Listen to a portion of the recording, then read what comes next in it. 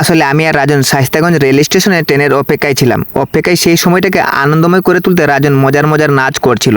আমরা সেই হাসি আনন্দে সময় কাটাচ্ছিলাম। ঠিক তখন স্টেশনের এক কোণে বসে থাকা একজন বয়স্ক বৃদ্ধ মা আমাদের সেই মুহূর্তগুলোকে নীরবে দেখছিলেন। আসলে বর্তমানে আমরা কিন্তু শায়েস্তাগঞ্জ রেল স্টেশনে অবস্থান করছি। এখানে আমি রয়েছি, আমার সাথে রয়েছে রাজন ভাই।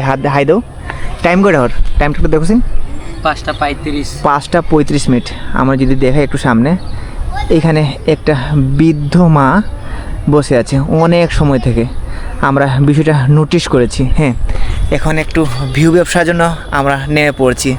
আমরা যাই জিজ্ঞাসা করব যে এই সারাদিনের মধ্যে পেটের মধ্যে কোনো আহার পড়েছে কি না। আসলে আমি সচরাচর এরকম ভিডিও করি না, তারপরেও এই ভিডিওর মাধ্যমে যদি ওনার একটু সহযোগিতা হয় তাহলে ভিডিও করে আমার সার্থক। এখন আমরা সেই মার কাছে যাব এবং জিজ্ঞাসা করব, যদি কিছু না খেয়ে থাকে তাহলে অবশ্যই আমরা যতটা পারি চেষ্টা করব। আসলে সেই বৃদ্ধ মাটা কিন্তু যায় না যে আমরা এই পরিকল্পনা করেছি। আমরা এখন সামনে যাওয়ার চেষ্টা করছি।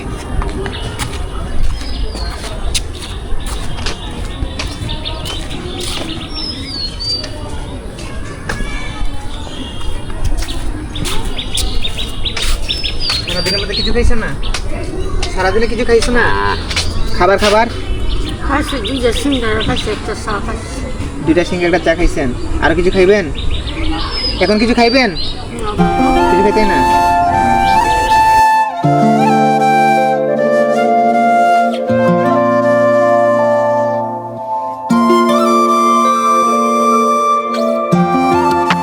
আসলে আমরা সেই বৃদ্ধ মাটার কাছে গিয়েছিলাম এবং জিজ্ঞাসা করেছি। অবশ্যই বৃদ্ধ মাটা অনেক খুশি হয়েছে।